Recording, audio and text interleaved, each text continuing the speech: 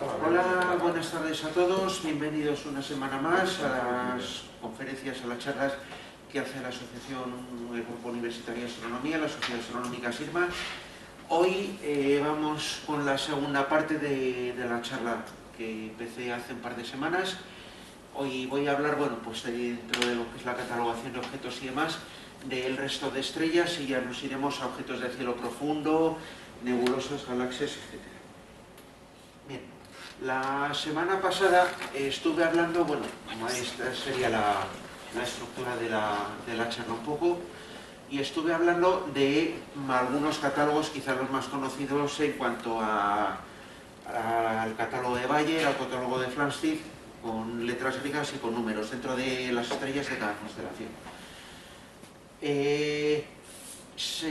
A partir de mediados del finales del siglo XVIII, ya siglo XIX, se constató que los catálogos que había, sobre todo con el tema de los avances en la instrumentación y demás, no eran adecuados, se empezaban a quedar cortos, porque las estrellas que tenían eran fácilmente alcanzables con cualquier telescopio, y de lo que hablaba el otro día, a la hora de los asteroides que aún se empezaron a descubrir, o mismamente Neptuno, si no había una carta precisa no se podía saber si un objeto estaba fijo, era una estrella, o no estaba ahí y era un objeto nuevo. Sí, es lo que he comentado. Hubo algún catálogo parcial, como el de la Lande, de unas 40 y tantas mil estrellas, hasta magnitud 9, solamente que no las cogía todas. Lo que pasa que o no cubrían todo el cielo, porque casi todos se hacían desde el hemisferio norte, o bien no incluían todas las estrellas. Lo que digo, Neptuno, pues eso, ronda la magnitud 8, y para poderlo ver, o se tiene un catálogo en esa magnitud relativamente bueno, o si no, puede pasar totalmente como una estrella de fondo. Igualmente los asteroides, que quizá con la excepción de Vesta, el resto andan a partir de la magnitud 8. Y luego, bueno, pues en principio los más importantes, no voy a nombrar todos ellos. Tenemos el catálogo, las iniciales BD, del Bonner Durchmusterung. En alemán la palabra esa creo que significa algo así como compilación, sería la compilación de Bonn, y el Córdoba Durchmusterung de la ciudad de Córdoba, Argentina, que fue lo mismo pero en el hemisferio sur. Es el más importante hasta que empezaron a aparecer los catálogos los atlas fotográficos. Llevó más de 40 años su elaboración por una cosa, porque este catálogo lo que se elaboró fue con un telescopio, digamos, de tipo meridiano. Lo tenían que únicamente se podía mover sin ir a izquierda a derecha, solamente arriba abajo, y entonces era la tediosa tarea de fijo, pasa una estrella, pasa otra, etcétera, etcétera, hasta ir cubriendo en declinación todo el cielo. El astrónomo que fundamentalmente, que lo llevó fue Wilhelm Martelanner, que ya había comentado en la otra charla, que fue el que introdujo, en la otra parte, que fue el que introdujo la nomenclatura de las estrellas variables. Y luego, bueno, simplemente usa las iniciales BD o CD según sea del hemisferio norte o del sur, la declinación y un número. Por ejemplo, en el caso de Sirio, pues en este catálogo sería BD menos 16, que es la declinación que tiene, y le corresponde para esa declinación el número de estrella, el 1591. Tiene aproximadamente entre ambos unas 900.000 estrellas hasta magnitud 9,5. Se puede considerar formalmente completo hasta esa magnitud. Luego, otro que también es importante, y se usa más que el anterior porque incluye también datos de espectrometría, es el Henry Draper, el HD. Se publica a finales del siglo XIX y ampliado en los años 20. Este sí cubre todo el cielo, tiene unas 360.000 estrellas, menos que el anterior, pero con la ventaja, como he comentado, de que sí tiene datos de espectroscopía que el anterior no. La forma que tiene de catalogar es HD y un número correlativo, sin más. Igualmente Sirio, bueno, pues HD y ese numerito. Luego, el SAO del Observatorio de Astrofísica del Smithsonian, publicado ya a mediados del siglo XX, es fotográfico, creo que fue el primer catálogo fotográfico, el primer atlas, Este tiene los movimientos propios de cuarto de millón de estrellas hasta magnitud 9. Está ordenado por bandas de 10 grados de declinación, de norte a sur, y numeradas en cada banda correlativamente. En este caso, por coger otra, bueno, pues Vega, igualmente SAO y el numerito que le corresponde. Gliese, este lo hemos oído quizás sobre todo por el tema de bastantes planetas extrasolares. Se ha encontrado en la estrella Gliese no sé cuántos. Este es un catálogo que en lugar de medir o intentar catalogar estrellas en general, lo que intenta es catalogar las estrellas que están más cercanas a la Tierra. Aproximadamente creo que es hasta unos, si lo pongo ahí, hasta unos 81 años luz. Digo, un poco conocido por los planetas extrasolares, que no tienen otra denominación. Si la tienen, se usa la que ya, por supuesto, la que pudieran tener. Le hace, por ejemplo, pues Alfa Centauri, etcétera, etcétera. Se debe el nombre al astrónomo Wilhelm Gliese, que publicó el primer catálogo en 1957 con 915 estrellas, igual, las iniciales y un número, y aumentado sucesivamente en años posteriores hasta las 3.800 aproximadamente que hay hoy día. A ver. Luego nos vamos a un catálogo, de este a lo mejor sí que mirando en la Wikipedia podemos ver de muchos objetos que hacen referencia a este catálogo, al LUMAS. Es un catálogo que se hizo en banda infrarroja, que lo que intentaba cubrir era todo el cielo hasta magnitud aproximadamente, creo que llega de me parece que son magnitud 20 o así, estrellas y otro tipo de objetos también, galaxias, nebulosas, etc. Realizado a finales del 19, principios del 20, ya digo, en fotometría infrarroja, unos 300 millones de objetos que tiene, y este es un poco, bueno, lo que hace es darlo por coordenadas, con la inicial del catálogo, la J, que es para indicar que es en referencia al año juliano 2000, y luego, bueno, pues la ascensión recta y la declinación en horas, minutos, segundos, etc. Y es la base para algunos de los que van a seguir ahora, que ya son catálogos hechos a través de sondas espaciales. Este es el Kepler, otro que también lo habremos oído mencionar, lo mismo, por planetas extrasolares, la estrella Kepler no sé cuántos, etc. Toma del anterior una base de datos de unos 13 millones de objetos que se consideran interesantes o candidatos, y va pasando en principio a cada uno de ellos por varias fases. Ya pongo ahí KIC, KOI y finalmente Kepler, orientado a la búsqueda de tal. Entonces, cuando en un objetivo se observa un posible tránsito que pudiera indicar que puede haber un planeta en esa estrella orbitando, pasa de ser de un KIC, un objeto, vamos, en la entrada del catálogo Kepler, a un objeto de interés de Kepler. Y caso de que se confirmen, de que tenga planetas confirmados, entonces ya pasa a ser Kepler con un número a la estrella. La verdad que para este catálogo un poco de vaivén que tiene. El KIC y el KOI, los dos primeros, es igualmente con un número correlativo que le corresponde en función del objeto. Y ya vamos con el Hipparcos y el Tycho. Aunque sean dos catálogos distintos, son los principales catálogos astrométricos antes de la llegada del satélite Gaia y los sucesores modernos del primero que habíamos visto, del Bonner alemán.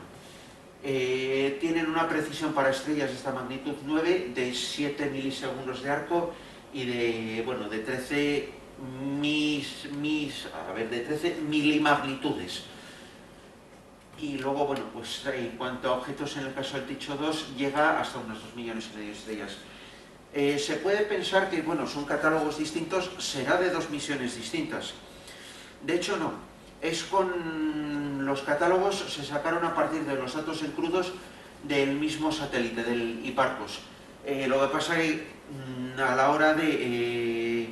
se dividieron, digamos, dos por así decirlo, dos empresas, dos organismos tal, que estudiaban distintas cosas, y uno sacó el catálogo Hiparcos y otro, primero el Ticho 1 y luego el Ticho 2. Centrarnos en el de quién hizo los análisis y fundamentalmente en el tipo de datos que se fueron centrando. Llegamos al Gaia. Hace unas semanas un socio dio una charla, la verdad que bastante interesante, sobre este tema. Podría hablar él muchísimo mejor que yo de esto. Bueno, muy resumido. Está obtenido, vamos, a partir del satélite del mismo nombre. Supera con mucho en precisión a los dos anteriores. Actualmente ha ido en dos publicaciones. Lo que hace el satélite, bueno, manda una serie de datos en crudo a la Tierra, y según se van filtrando, bueno, pues hubo una primera publicación en el año 2016, en el año 2018 hubo una segunda, los llaman data release, DR por las iniciales en inglés. Ya digo, debido al volumen de datos desde 2018, tengamos en cuenta que este satélite está mandando unas 8 o 10 horas diarias de datos a la Tierra y supera cada día los 100 gigas de datos. Entonces, para procesar eso, pues bueno, entonces debido a tanto volumen de datos, lo que la DR3 lo dividieron en dos partes. Una early, una primera en el año 2020, y el resto que se espera sacar ahora para mediados de junio. Se prevé una adicional, una DR4 en el año 2024, y si se amplía la misión, una DR5, y no sé si incluso en algún sitio me ha parecido leer o me ha comentado alguna persona y demás, que incluso se podría llegar hasta una sexta. Es un catálogo, referiría a quien quiera informarse mejor a la charla que pueda estar colgada en YouTube de este socio. Ya digo, mucho mejor, que lo explica mejor todos los datos. Incluso hizo una demostración en directo, por ejemplo, para las Pléyades de la distancia con los datos que tal, y cuadrando muy bien la distancia de lo que más o menos se estimaba a los datos que pudo calcular. Fundamentalmente esos, ya digo, hay muchos más. Está, por ejemplo, podríamos hablar del catálogo zodiacal, que para lo que se usa es para ocultaciones de la Luna o de planetas por distintas estrellas, o vamos, pasando por delante de estrellas. También se puede usar para cuando un asteroide pasa por delante de una estrella. Es interesante si se va a saber cuándo y en qué posiciones de la Tierra, para ir cronometrando en distintas posiciones para poder más o menos ir. Yo he visto de aquí a aquí que estaba ocultada la estrella, yo de aquí a aquí, yo de aquí a aquí, y se puede sacar un perfil más o menos del asteroide. Y habría otros tantos más, vamos. Vamos ahora a la parte de estrellas dobles. He de decir, casi toda la información que he sacado de esta parte la he sacado de este libro, de la colección de Samarcombo, de observación de estrellas dobles. El que quiera interesarse por este tipo de astros, es un libro muy recomendable. Y bueno, explican no solamente, vamos, lo que sería parte de la historia y la catalogación, sino también de la observación, etcétera, etcétera. Ya digo, bueno, pasamos al último tipo de estrellas. Y hay que tener en cuenta que cuando miramos por un telescopio y vemos dos estrellas que están juntas, no siempre necesariamente están juntas, que estén relacionadas, sino que puede ser una aquí y otra allá. Unas de ellas, las que realmente nos interesan, en este caso son las que se llaman binarias físicas, es decir, que sí que tienen una relación gravitatoria entre ellas. Pueden ser binarios, ternarios, etcétera, depende de los componentes que tengan. Los pares que lo son, como por simple perspectiva, lo que digo, una aquí y otra mucho más lejos, está bien catalogarlos, pero simplemente para que la gente, bueno, cuando se ponga a mirar, a ver, no veo nada, no veo que se estén moviendo. No, es que no vas a ver nada. Es una simple cosa, cuestión de perspectiva, vamos, sin que estén relacionados.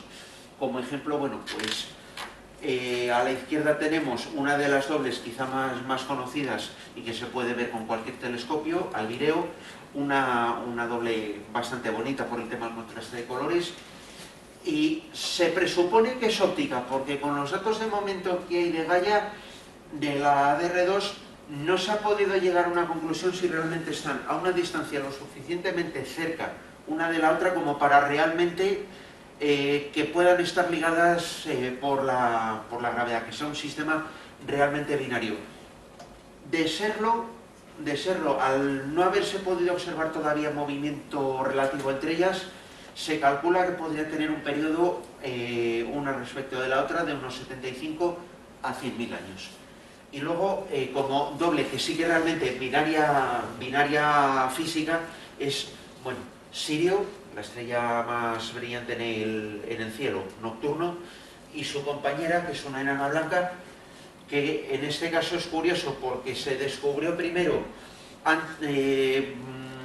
analizando el movimiento que tenía Sirio en el cielo, que no estaba quieta, sino que hacía como una especie de vaivén, y dices, bueno, pues eso tiene que ser a lo mejor por una estrella que tenga mucha masa, que realmente esté orbitando una alrededor de la otra.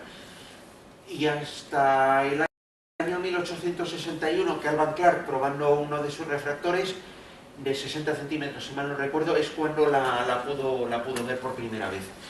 Es una estrella, la pequeña, que sería fácilmente observable con cualquier telescopio. Lo que pasa es que, claro, el problema es que hay una diferencia de casi 10 magnitudes y estando tan cerca es muy difícil poderla ver a simple vista. De hecho, aquí en la asociación creo que sí que hay algún socio. Ernesto me parece que sí consiguió verla, ¿no? El cachorro. Su cuenta. Bueno, entonces, la designación de las componentes de una estrella. Comenté en la otra charla que el tema de los exoplanetas tomaba como base y lo ampliaba la designación de las componentes de las estrellas dobles. Entonces, bueno, pongo un ejemplo por aquí, está sacado de un artículo que hicieron William Hartov y Brian Mason, que me parece que es el actual director del tema del observatorio, el que lleva el catálogo de dobles de Washington. Entonces, bueno, pues lo ponían como ejemplo. En el año 1850 tenemos que se descubre un sistema doble y se le llaman, con la denominación que corresponda, A y B. Más tarde se descubre una tercera que está también relacionada con el otro. Se le llama con la letra C. No orbita en realidad a ninguna de las otras, es simplemente, bueno, pues una tercera que ni orbita en torno a ni en torno a B. Se orbitan las tres, digamos, entre sí. En el año 75, la del medio se desdobla. Entonces, ya tenemos la B mayúscula y dices BA y B, la segunda con minúscula. Comentaba en la otra charla, hace 2 semanas, que siempre en el tema de los exoplanetas, la estrella, o sea, los planetas siempre se empezaban a nombrar a partir de la letra B, porque la estrella principal era siempre por este motivo. Entonces, bueno, pues más adelante la estrella C se desdobla, posteriormente la C se vuelve a encontrar que tiene otro componente más, luego la A también se vuelve a desdoblar, etcétera, etcétera, y ya por último, pues aquí en el año 2005, en este ejemplo, pues la principal de lo que sería la componente B se descubre que tiene un par de planetas. Entonces, bueno, pues dices BA1, BA2, tendrías la otra estrella que sería compañera como tal, la BB, si a su vez se descubrían planetas B1, B2, y dices letras mayúsculas, letras minúsculas, números, ¿qué más ponemos? Pues se sigue letra minúscula, número, con lo cual a lo mejor un planeta en este caso pues podría ser BA1, A2, C, A... Es un pequeño problema que tiene por esto, porque claro, a la hora de un sistema, según se van descubriendo, dices, ¿cómo se van catalogando las estrellas? Dice, esta pero pertenece a, pero no pertenece a, pero dentro de la que es doble, pero se ha desdoblado, entonces son, no son, eso, y se usa fundamentalmente, hay dos tipos de modelos. Uno, lo que es el tipo modelo de Calder, modelo móvil, perdón, de Calder, que dice, bueno, pues, primer caso, que dices, son 4 estrellas, en el segundo 2, en el AC de una de ellas se ha desdoblado, en el D cada una de ellas se ha desdoblado a su vez, etc. O bien un esquema que propuso un astrónomo, bueno, en la época soviético, ruso, Andrei Tokovinin, que bueno, pues en lugar de pues, ir jerarquizándolos como vemos por números, 1 se desdobla, 1, 1, 1, 2, una se desdobla, 1, 1, entonces sería por, en lugar de como hemos visto antes, por letras, irlo poniendo por números. En este caso, pues aquí sería esta que no está puesto, dice la 1, 2, o sea, la 1, 1, la 1, 2 desdoblada, la 1, 3. ¿Problema que tienen todos estos? Pues la excesiva jerarquización, que al final puede ser bastante jaleo, porque si se encadenan muchas, ¿de qué estoy hablando? O sea, espera, es de esta estrella, que a su vez es de esta, que a su vez de esta... No, me he perdido, es de esta, de esta... Se está intentando mirar a ver si hay algún sistema de catalogación algo más, o de jerarquización algo más claro, sinceramente. Y en cuanto a lo que sería realmente la catalogación más que la designación, a la hora de ir apareciendo en catálogos, bueno, en el siglo XVIII Christian Mayer publica un primer catálogo de estrellas dobles con unas, en la época, bueno, modestas 72 pares de estrellas. Posteriormente William Herschel, y ya pongo, y no será la última vez que salga en la charla, ya aviso, publica a lo largo de varios años, se dedicó también bastante al tema de dobles, aparte de a nebulosas, etc. Yo no sé cómo se acaba este hombre de tiempo. Por la mañana trabajaba de músico y organista, pulía telescopios, por la noche, no sé cómo le daba la vida, sinceramente. Bueno, publicó un catálogo de hasta 850 pares. Se le debe a él la detección del movimiento relativo entre ellas, lo que decía, no simplemente VO2, sino VO2, anda, si estas dos estaban así y mirando, he visto que una se ha movido respecto de la otra, o sea, que sí que estaban ligadas por efecto de la gravedad. Tuvo dudas al principio de si publicarlo o no, por si acaso, me estaré equivocando y demás. Y luego, bueno, pues ya a lo largo de los años publica varios trabajos con hasta 25 pares de estrellas con los movimientos de cada una de ellas, que realmente se veía que estaban relacionadas por gravedad.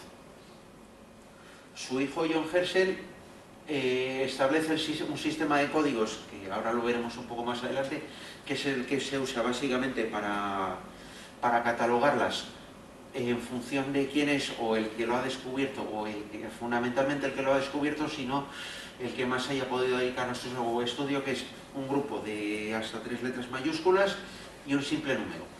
Las letras mayúsculas se refieren, bueno, pues a las iniciales del observador, del apellido del observador, o juntando la inicial del nombre con los apellidos, etc.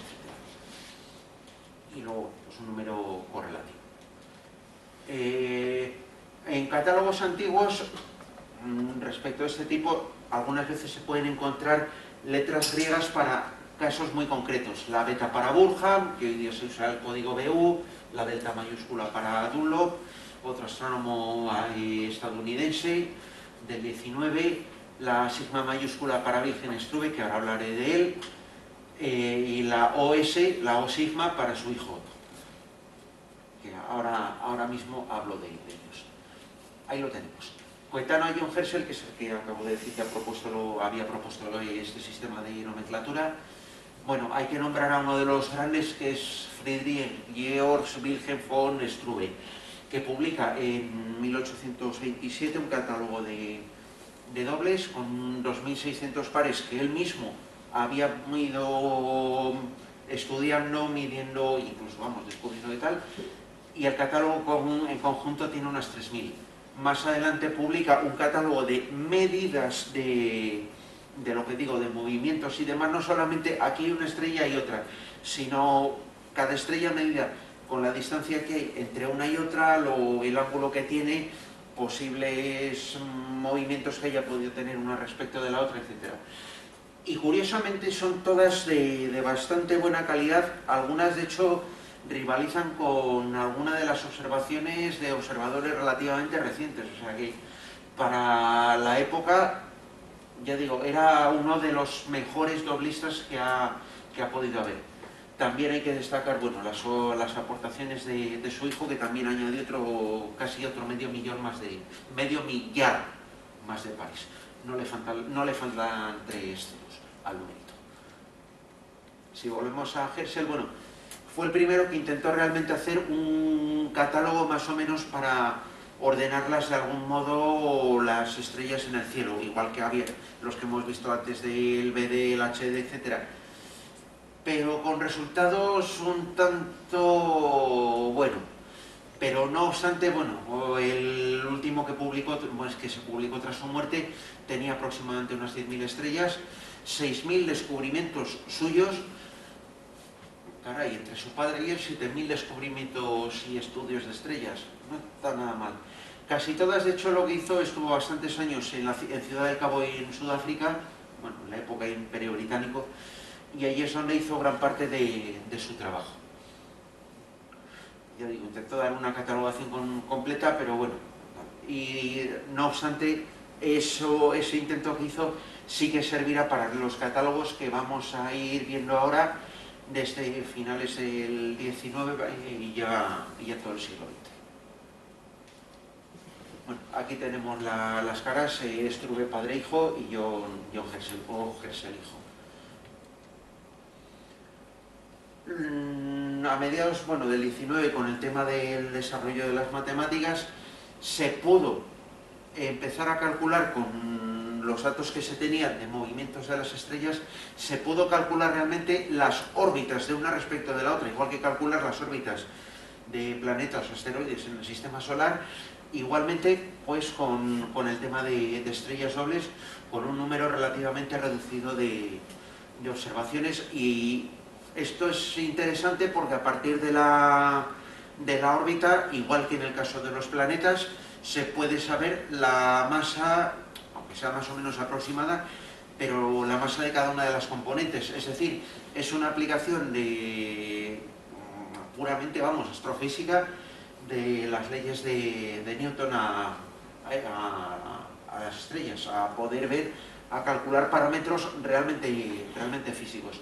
Y luego, gracias también a la fotografía y el desarrollo de la espectroscopía, pues con los estudios fotométricos se pudo ver que hay determinadas estrellas variables que ya eran conocidas, pues estudiando la curva de luminosidad, dices, pues a ver si no solamente es que sean variables en brillo, sino que pueda ser una estrella que tenga otra que esté orbitando alrededor y cada vez que pasa por delante baja el brillo, vuelve a subir, pasa por detrás, baja pero no tanto, etc.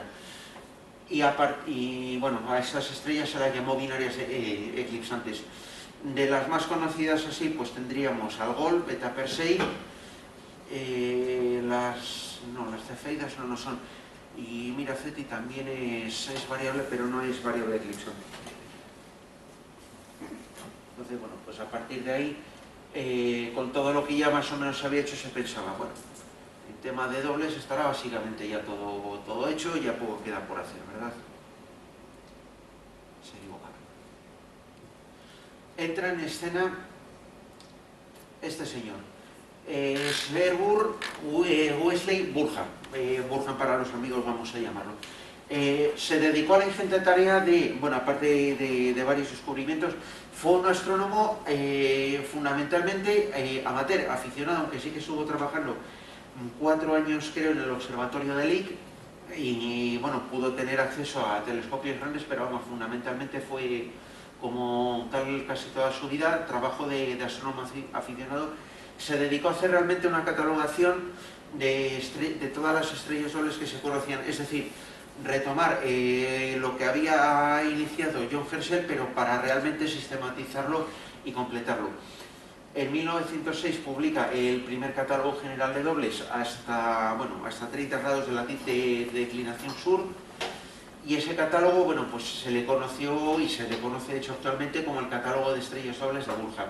Es una referencia absoluta en el campo y es la primera piedra en lo que se basa el actual catálogo de Washington para estrellas dobles. Luego, posteriormente, en el año 32, Robert Aitken, que es el señor de la izquierda, revisa la obra de Bulham en colaboración con William Hussey, que es de aquí de la derecha, añade otros tantos más dobles, y a este catálogo, a la ampliación del Bulham, se le conoce como el catálogo de Aitken. Estos dos, el de Bulham y el de Aitken, juntos, solamente cubren lo que es el hemisferio norte, fundamentalmente porque estaban hechos desde Estados Unidos. Igual que casi todo el tema de objetos de otros catálogos de estrellas y de objetos de cielo profundo de la época. Robert Innes, ¿y por qué he puesto ahí una I en lugar de una agua acentuada? Bravo. En colaboración con otros astrónomos, incluso con el propio Aitken, publica el catálogo de estrellas dobles del hemisferio sur. Y entre el Aitken y el SDS se unen en los años 60 para hacer el primer catálogo verdaderamente completo de todo el cielo, de todas las estrellas dobles, que ya pongo que incluye 64.000 pares. ¿Alguien había dicho que estaba todo el trabajo hecho en materia de dobles? Entonces, usa el formato que ahora lo veremos. Pares ordenados por coordenadas, identificando el observador, el número de observaciones, la posición de cada una de ellas, el movimiento propio que pueda tener y demás. En el año 64, la Unión Astronómica Internacional le encarga al Observatorio Naval de Estados Unidos, al USNO, la tarea de mantener este catálogo. Quien, publica en el año 84, si mal no recuerdo, la primera versión del actual catálogo de Washington, en el que se incluyen no solamente los pares sin más, sino todas y cada una de las medidas de todos y cada uno de los pares de los que se tenía constancia. Y actualmente, a fecha relativamente reciente, ya pongo mayo de 2022, 150 y tantos mil pares con más de 2 millones de medidas en conjunto. O sea que es un señor catálogo. Lo que pasa que este catálogo es un poco truño, porque es un catálogo que está dividido en 4 partes, cada uno de ellos en 6 horas de ascensión recta. Y lo que te bajas es una lista, aquí pongo un ejemplo solamente con unas de ellas, de datos y datos y datos y datos y datos y datos, y apáñate como puedas. Si quieres buscar una de ellas directamente en el catálogo, es tarea bastante complicada. Lo que pasa es que, en Italia, uno de los grupos de estrellas dobles tiene un sitio web que han desarrollado una herramienta para poder buscar un poco mejor. Entonces, pues la estructura que tiene actualmente el catálogo es, como ya pongo ahí en la parte izquierda, la identificación, que es la posición que tiene la estrella, declinación y extensión recta, el catálogo que tiene del descubridor, la primera y la última observación que se ha hecho de la estrella, el número de observaciones que tiene, los ángulos de posición y la distancia, las magnitudes, los movimientos propios que tiene y luego las coordenadas realmente de dónde encontrarlas. Sigue, por ejemplo, comentar que respecto de cada una de estrellas sigue cogido precisamente estas dos, si es un sistema, como en este caso triple, AB, AC, lo que hace respecto de la principal, va desglosando todas y cada una de las componentes de ese sistema. Entonces, en el caso del par AB, sería un sistema triple, pero del subpar, si se quiere, AB, pues hay todo esto. Respecto del subpar AC, pues las posiciones son estas otras, y se ha medido 5 veces, ¿Perdona? Sí. Las coordenadas del identificador no es lo que cuadren mucho.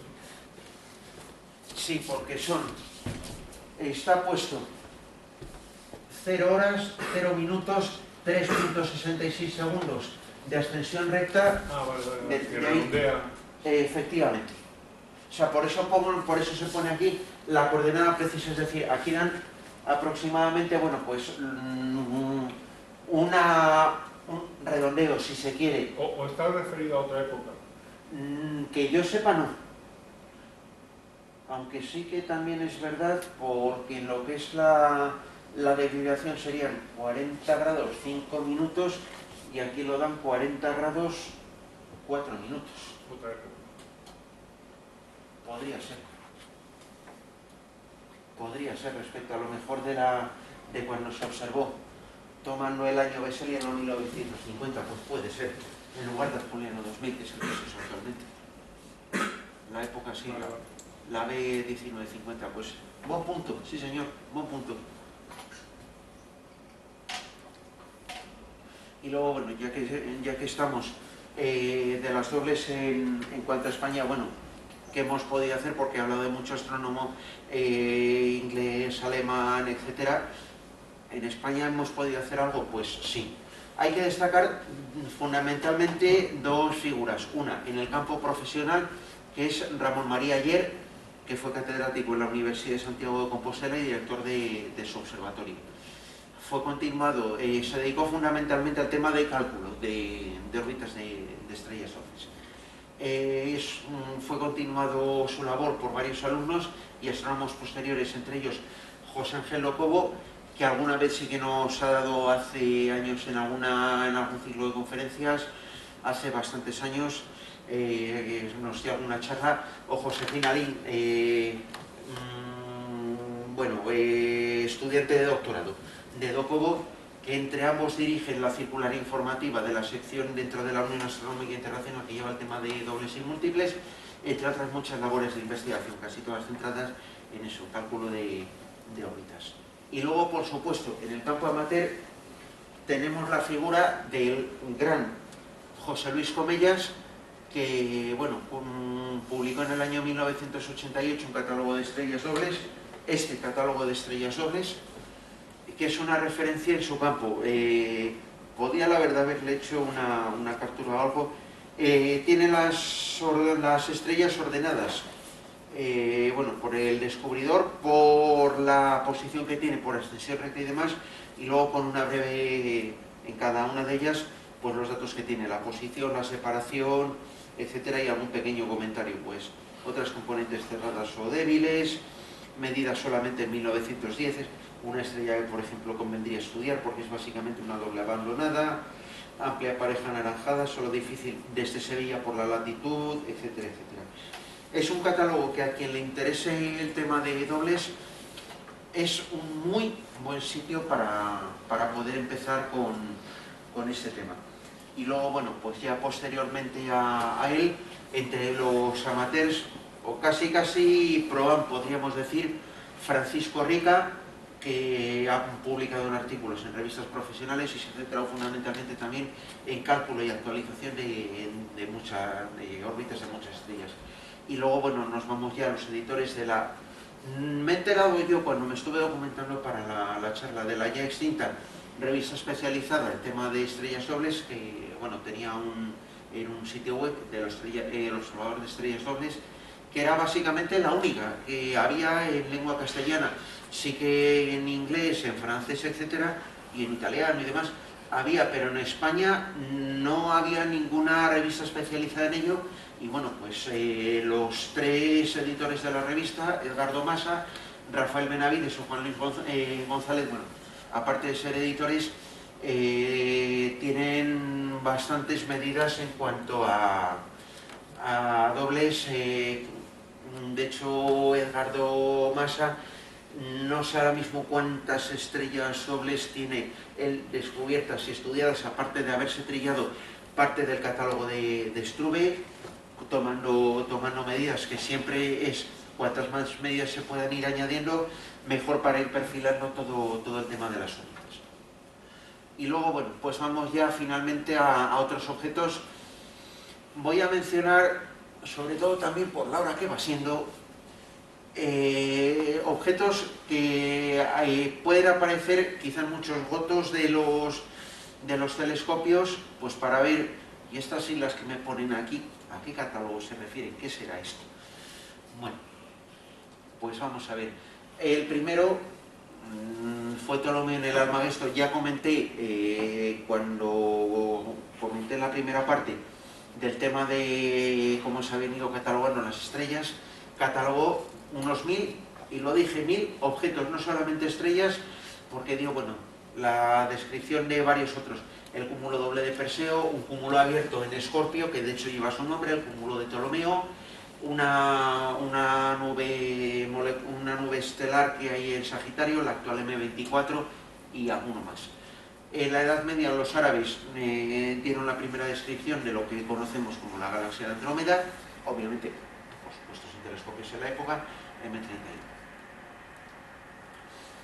Ya en cuanto a lo que son catálogos realmente que podemos tener con objetos identificados, el primero y quizá el más conocido es el catálogo Messier. Luego, bueno, lo elaboró este señor, Charles Messier, francés, que de hecho a lo que se dedicaba no era a buscar nebulosas o galaxias o tal, sino que su afición era buscar cometas. Y claro, cuando, a ver, he encontrado algo, no, eso no se mueve, no, eso no se mueve, no, eso, estoy perdiendo el tiempo. Ah, mira, no, no, no. Y entonces, entre comillas, un poco, digamos, harto de estar buscando, lo que hizo fue irlos catalogando para que si a otros astrónomos les pasaba lo mismo, he encontrado, no te molestes que ahí no hay un cometa. Hay un objeto, bueno, difuso, etcétera, pero no es un cometa, no pierdas el tiempo con él. Lo publicó en 2 partes, en el año 1774 hasta las Pléyades, hasta M45, y posteriormente con la colaboración de otro astrónomo francés, Pierre Bessel, hasta Messier 103. En el siglo XX se añadieron, a partir de anotaciones que había en los catálogos suyos, hasta el objeto número 110. Son todos, están al alcance del telescopio de cualquier telescopio de aficionado.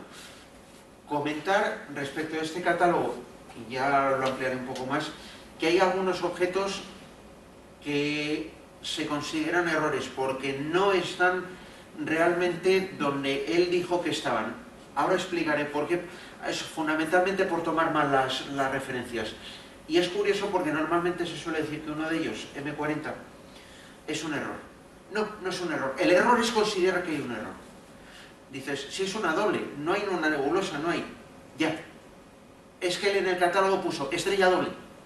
O sea, él ya sabía que era una doble. O sea, cuando dice, ¿se equivocó? No, no se equivocó. O sea, él era consciente de que estaba catalogando una estrella doble. Y luego, bueno, pues, a título de curiosidad, que por un catálogo dentro de 2 que voy a comentar, a partir de los años 80, a unos americanos se les ocurrió la idea de, oye, ¿y se podrán ver todos los objetos en una sola noche? Sí, es lo que se llama el Maratón Messier, que se puede hacer a finales de marzo en un número reducido de días.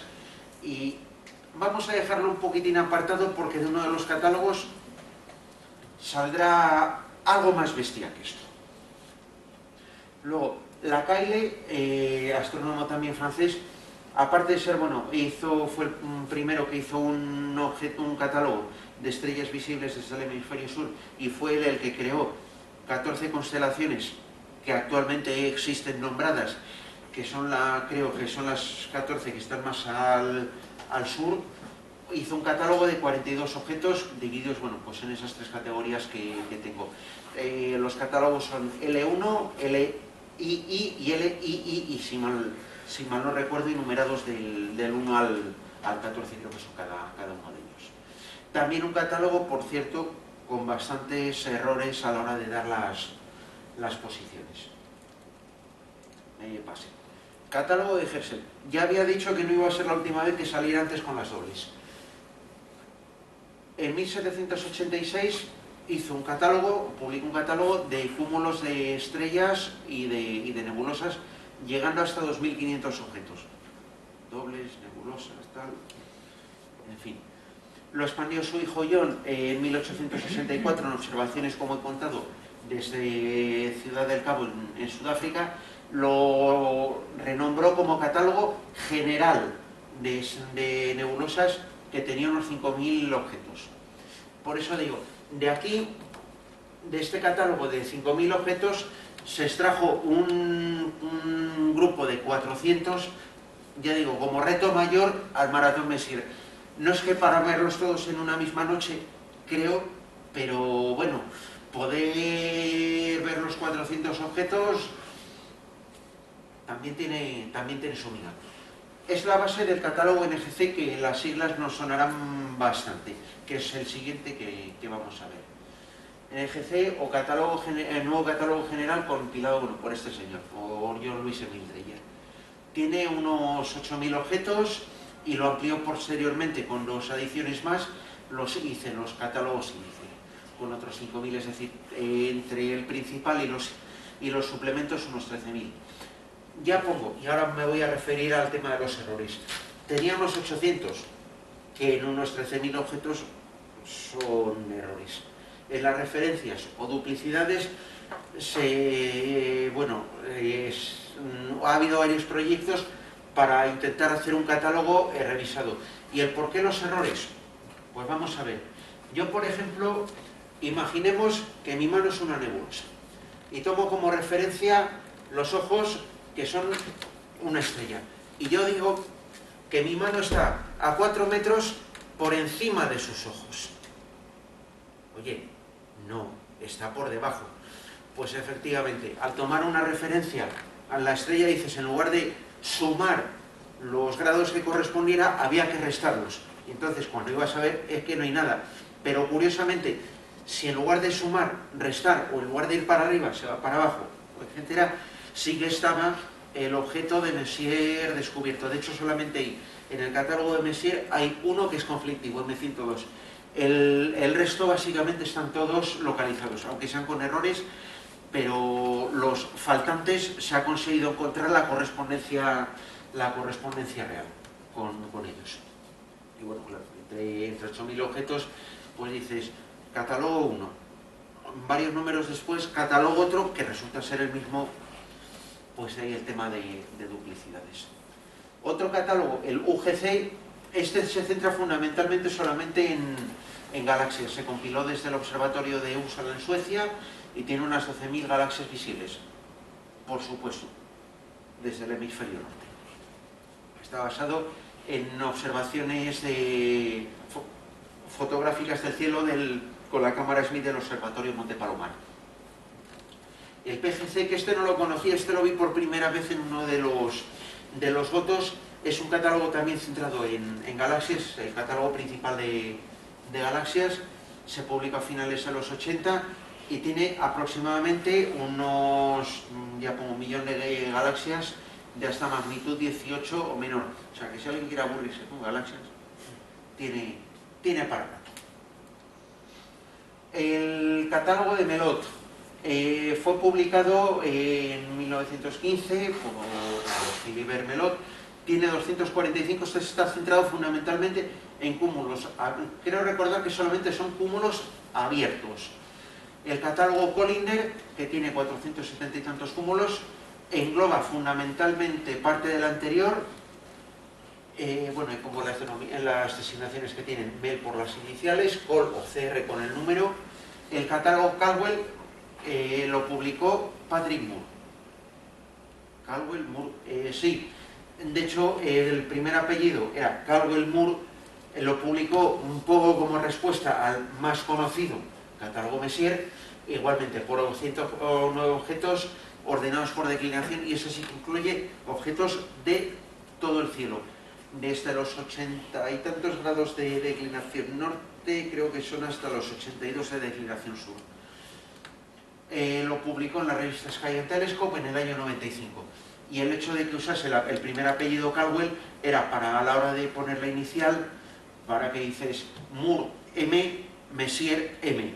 pues arreglado. Lo llamo con mi primer apellido y Santas Pascuas. Y así queda, bueno, pues del C1 al C109. Catálogos que pueden ser menos conocidos, sobre todo porque ya con telescopios de aficionados, aquí hay algunos que pueden ser un tanto ahí para verlos. Los catálogos de Sharpless, que designan, bueno, las zonas en hidrógeno ionizado, que son nebulosas de emisión, 142 objetos en el primero, 313 en el segundo.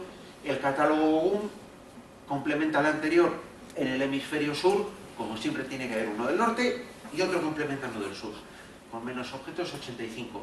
El catálogo RCV, doble por las iniciales de sus autores, lo mismo, 182 objetos que emiten en la banda del hidrógeno alfa, engloba los anteriores.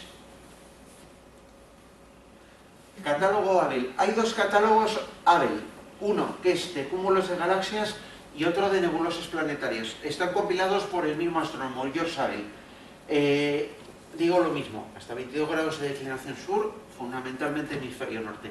Uno de ellos, bueno, 4.000 cúmulos de galaxias, con un mínimo de 30 galaxias cada uno, y el de nebulosas planetarias, lo mismo, nebulosas descubiertas a partir, lo que decía antes, con el Observatorio de Monte Palomar, con la cámara Smith.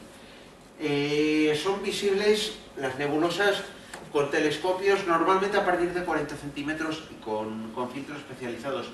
Creo que hay alguna que se puede llegar a ver, creo que con un telescopio un poquitín más pequeño, pero no tampoco mucho más pequeño. Y si mal no recuerdo, me parece que ya este era el último catálogo del que quería hablar, que es el catálogo de radiofuentes de Cambridge. Hay 10 catálogos. Los primeros, bueno, fueron un tanto fallidos porque muchas de las observaciones en realidad eran interferencias terrestres y demás. El primero que verdaderamente es fiable es el tercer catálogo de Cambridge, el 3C. El tema de que haya 10 catálogos no es porque vayan englobando por zonas del cielo, sino por el telescopio, el radiotelescopio en este caso, con el que se fueron catalogando, o bien la banda de frecuencia en la que se fue observando. Y bueno, y ya para terminar, y ya que la charla, la primera, la empecé con una pregunta, quiero terminar esta segunda también con otra. A partir de los objetos que he mencionado en los catálogos, ¿cuál es el objeto más visible, más lejano que se puede ver con un telescopio aficionado? Y obviamente no me refiero en plan foto, sino decir, sí, ahí hay algo. ¿Se admiten apuestas? Algo que esté más o menos, bueno, dentro de nuestro cúmulo local de galaxias, el quinteto de Stefan, que está a 250 millones de años luz. No. Hay uno bastante más lejano. Es este. Del tercer catálogo de Cambridge. Es un cuásar que está en la constelación de Virgo. Obviamente se ve no tan como en foto. De hecho, con telescopios se puede ver en la contrapartida óptica que sale un chorro de gas. Ahí se ve, en la foto con tanta luz, no sé si se ve bien o tal. Tiene una magnitud de 13, es decir, que está relativamente al alcance de telescopios a partir de unos 25 centímetros de diámetro, y está a la friolera de 2.500 millones de años luz de distancia. O sea, por eso digo que creo que es el objeto más lejano que se puede ver con un telescopio de aficionado. Tampoco es que veas mucho, porque lo único que vas a ver es un punto, pero bueno, por el hecho de decir, es que estoy viendo algo que está lejos y que me está llegando la luz de cuando, a ver, si las cuentas no me fallan, estaríamos dentro de Leonarcaico, no me acuerdo, no, todavía en el fanero, en el proterozoico todavía no, en el segundo edón que tuvimos, el adeico, el arcaico o arqueozoico, etc. Sí, o sea, bueno, de hecho cuando en la Tierra todavía no había oxígeno en la atmósfera, básicamente.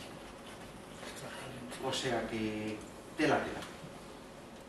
Así que bueno, pues básicamente con esto era todo lo que quería comentar, y bueno, pues emplazaros para la próxima charla, que la dará Carlos Coello. Versará sobre la historia de las constelaciones, y bueno, se va a llamar en principio Veo, a quién demonios se le ocurrió. Supongo, vamos, que será por el tema de cómo se fueron las constelaciones catalogadas en función de los griegos, etcétera, pero bueno, no quiero destriparle la charla. Entonces, bueno, pues simplemente emplazaros a que vengáis, no sé si será la semana que viene o dentro de 2 semanas, así que bueno, pues por mi parte esto es todo. Si alguien tiene alguna pregunta, en la medida de lo posible, si sé responderla, estaré encantado.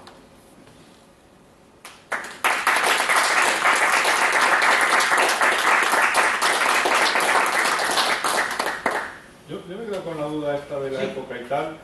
Cuando tienes, por ejemplo, en el catálogo Gaia, una Sí. estrella muy débil, Sí. pues lo mismo no tendrá nombre, pero si de repente tiene interés por algo, la pondrá en nombre, digo yo, no sé cómo será esto. Y el nombre serán las coordenadas. Que en principio, que yo sepa, si nadie me dice lo contrario, creo que sí, pero no es. Normalmente sí, porque para el tema de estrellas, claro, ponerle nombres a todas y cada una, No. con todo lo que puede encontrarse, catalogarse y demás. De hecho, si mal no recuerdo, el catálogo Ticho y el de el Hipparcos me parece que sí que van por coordenadas, si mal no recuerdo. Y esas coordenadas tienen que estar referidas a una época y decir, ¿no? Sí, claro. ¿Y qué época se usa en estos? ¿El 2000 o...? Me imagino que casi todas, que es para lo que se usa actualmente el J2000. En Gaia, si no recuerdo mal, tiene un ID que no tiene por qué estar relacionado con las coordenadas, sino en qué momento se procesó el objeto. Incluso de data release en data release puede cambiar. Hay tablas en las que te dicen este objeto se corresponde con este otro, pero incluso de data release en data release te puede cambiar el ID. Claro, es que es lo siguiente que iba a preguntar, porque es que se mueven, entonces... no- Sí, creo que tenía que ver con en qué orden las analizaban, o algo así, pero era un ID que no tenía nada que ver con las coordenadas ni nada. Creo recordar. Que también tiene que tener la medida, cuándo está hecha la medida. No sé, no me acuerdo. Sé que ponen varias medidas, que te dice esta estrella se ha observado tantas veces, pero no sé si tienes acceso a las medidas individuales, porque como eso tiene un procesado y lo que hacen es ajustarle el movimiento de la estrella en el cielo, no sé si te pueden decir esta es la medida que tenemos en tal momento. Te dicen tenemos 10 medidas de esta estrella y esta es la posición en el cielo, pero no sé. Ya, pero claro, las posiciones Ya, cambiará.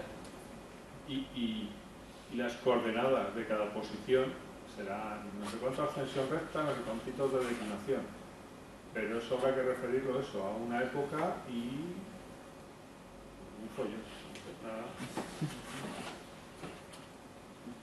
De hecho, bueno, en ese caso, vamos, pequeño apunte típico friki y demás.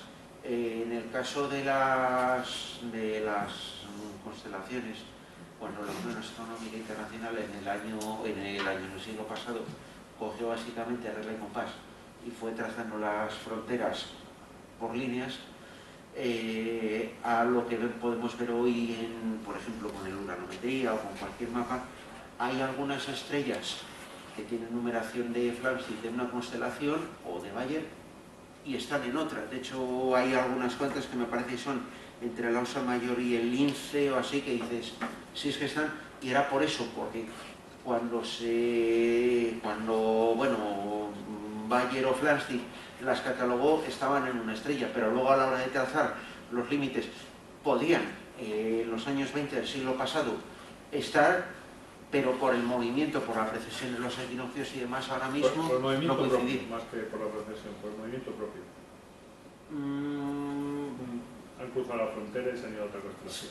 La 25 del Camp Mayor ahora está en la constelación de Irak. No sé, no creo, porque a lo mejor hay una distancia relativamente grande, o sea, no están casi pegando. Entonces, bueno, por que sea por movimiento propio, podría ser, porque sí que hay estrellas que tienen bastante movimiento propio. Bueno, fundamentalmente las más cercanas, la estrella de Barnard, la de la Larne me parece que es la 21185 y demás, que tienen mucho movimiento propio, pero no sabría decirte. En el caso de estrellas más lejanas, bueno, ¿alguna cosa más? Pues nada, entonces si no, pues lo dicho, emplazaros ya para la próxima charla. Gracias por haber venido.